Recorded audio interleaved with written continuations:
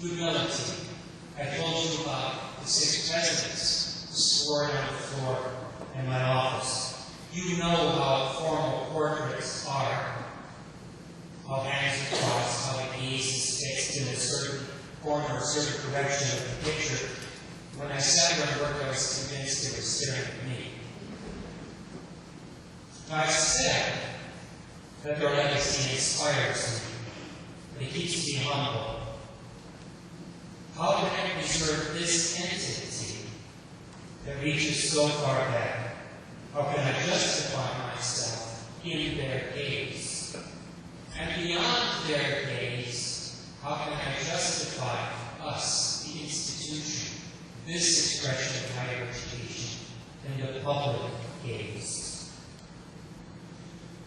We all know that many types of institutions in the United States are tax-exempt hospitals because they tend to our physical well-being, museums because they tend to our culture, our arts, churches because they tend to our spiritual well-being, and because churches also reach out and have tangible, concrete effects on the community.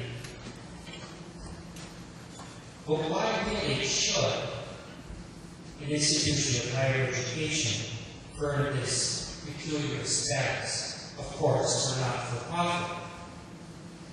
But I think it should earn this exemptness, this uniqueness, because we aspire to something much larger, much higher endeavor. Because we should be exceptional, because we should make a difference, because we seek the public good. We should not be exempt simply because we train so that graduates can earn a living. That makes us a service industry and nothing more. Yes, of course, higher education is like the mind that builds teachers around that, and I believe that. But with all humility, I ask myself, how can we earn our privilege as a special type of institution in America? How can we really be creators of possibilities, fashioners of the future, teachers of civic-mindedness, keepers of citizenship? How can we enact pro bono public?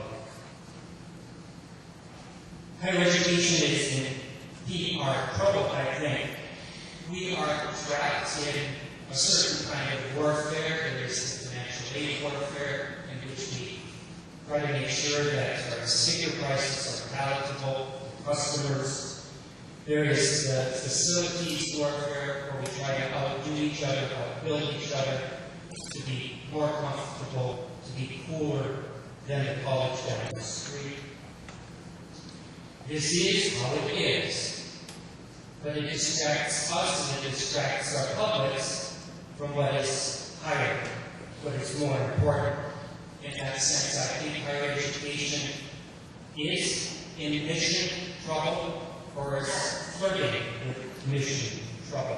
We in higher education talk about community service, about outreach, about neighborliness, but I fear that the public almost knows us more for Division I sports and nothing more, March Madness, binge drinking, obscene endowments, and crisis. We are known in narrow ways. I know that colleges do good and wonderful things, but I fear that we still may be perceived as the ivory tower, unconnected, separated from the community by a campus gate. I fear that the average word on the street, the uninformed word on the street, is that we have not really earned our unique status, our special charge, our special responsibility in working for the public good, pro bono publico. How with humility can I make big claims for us and about us?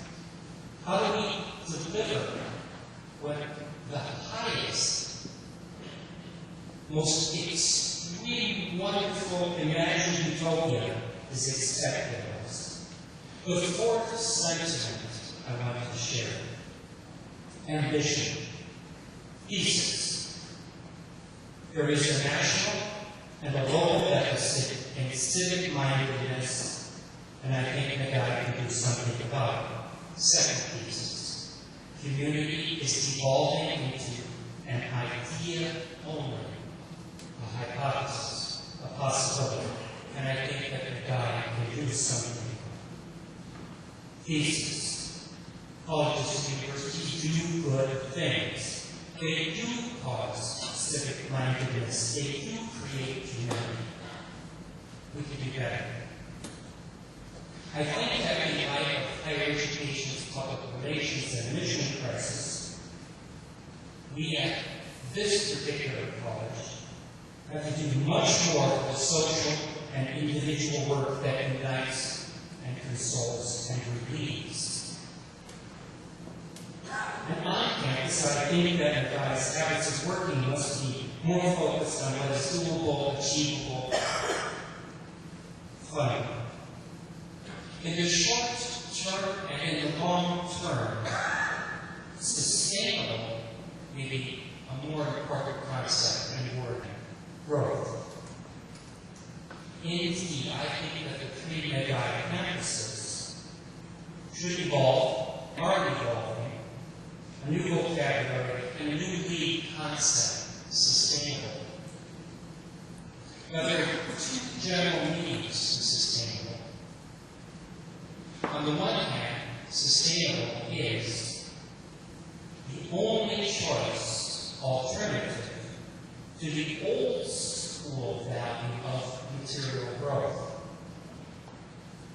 Few among us would contest the evidence that our footprint on the planet is also the fingerprint that our lives. We just have not stewarded things with proper long-term perspective. And the young people in the room will be faced with fearsome and awful decision points in their lives, much different than we, the older generation. And on the other hand, there is the sense of sustainable as a new conceptualization of community, of our collective life, of our ambition to create the relationships, the capacity to bind and bond human beings in ways that might make life richer, more rewarding, sustainable. I am committed to both uses of sustainable, but it is the latter sense that I find really compelling. I certainly know that Medaille cannot frame a big effect agenda, such as creating, contributing to a research corridor downtown, changing the way traffic moves and flows inside of our downtown. We certainly can't make much of a contribution to the bridge, yes or no. Those big effects are things that we can't leverage. We can't be that engine. We can't be the driver. We can't provide the fuel.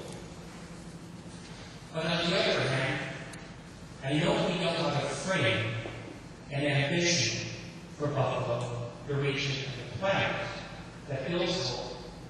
Small scale, increment by increment, human being by human being, molecule by molecule. In smaller, dedicated ways, we can make a difference that accumulates, accrues, multiplies, grows exponentially. We can create the social capital, the civic capital, the creative capital that actually can make the future possible.